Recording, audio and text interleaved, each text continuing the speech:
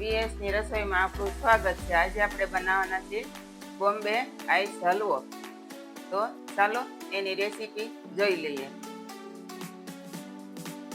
સૌપ્રથમ આપણે 1 કપ મેંદો લેવાનો છે. 1/2 કપ આપણે ખાંડ લેવાની છે. આ જ કપથી આપણે ઘી લેવાનું છે 1 કપ કરી.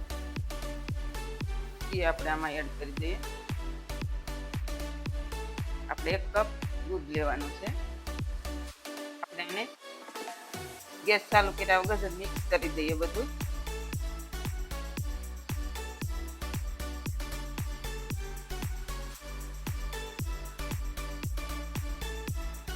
આપણા ખાંડ જ્યાં સુધી ઓગળે ને ત્યાં સુધી આપણે આને હલાવવાનું છે. અને આપણા લોટના ગઠ્ઠા ન રહેવા જોઈએ આમાં. એક હવે આપણી ખાંડ ઓગળી ગઈ છે, તો આપણે આને ગેસ ઉપર ચડાવી દઈએ.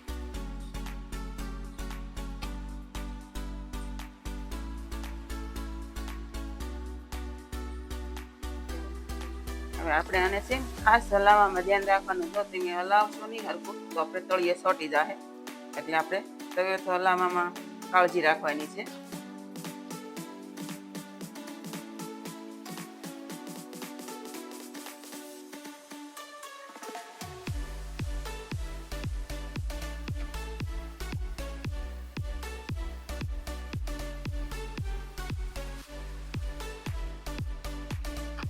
આપણા 10 મિનિટ જેવું થઈ ગયું છે. હજી આપણે આને 5 મિનિટ જેવો થવા દેવાનો છે.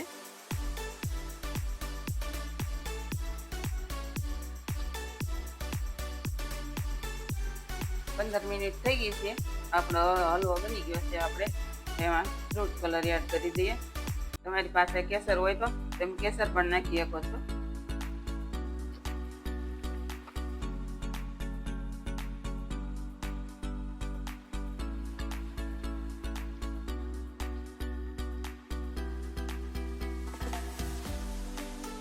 આપણો હલવો રેડી થઈ ગયો છે. તો આપણે નીચે ઉતારી લઈએ અને આપણે આ પ્લાસ્ટિક ઉપર ઘી લગાડી દઈએ હલવો પાથરવા માટે.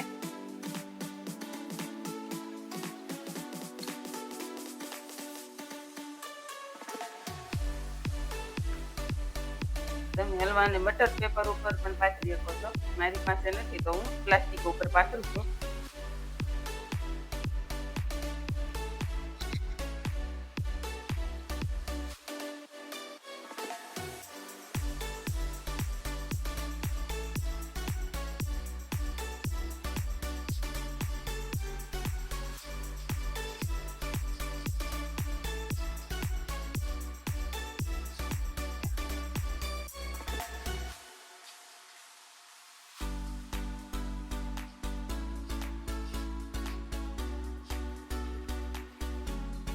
હવે આપણે એને એકદમ પતલો વણી લેવાનો છે.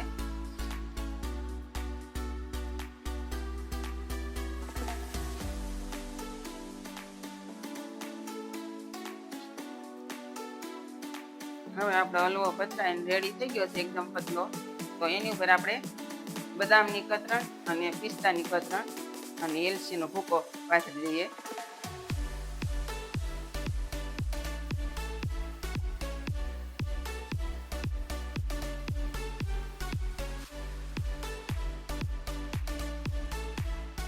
પિસ્તાની કતરણ નાખી દઈએ.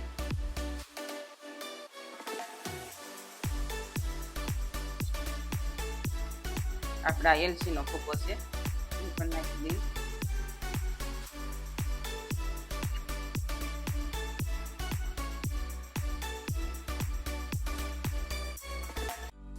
હવે આને આપણે ઉપર પ્લાસ્ટિક મૂકીને ફરીથી વણી લઈએ તો આપણા કાજુ બદામ અને પિસ્તા ચીપકી જાય.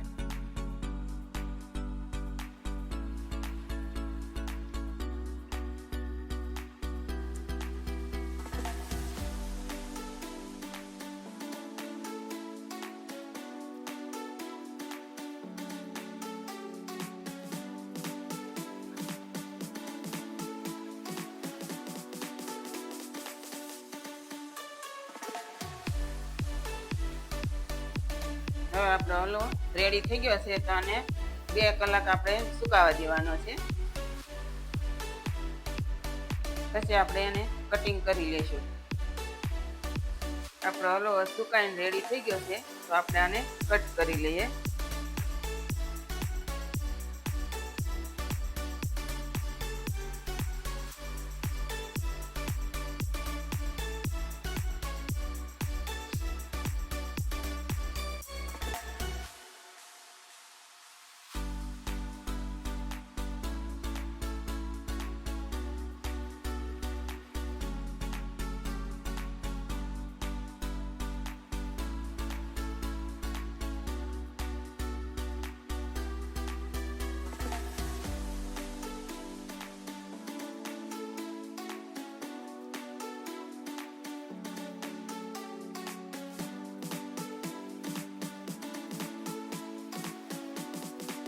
આવી જ રીતે આપણે બધા પીસ કાઢી લઈએ. તૈયાર છે આપણો બોમ્બે આઈસ હલવો. જો તમને મારી રેસીપી ગમી હોય તો મારી ચેનલને લાઈક કરો, શેર કરો અને સબસ્ક્રાઈબ કરો.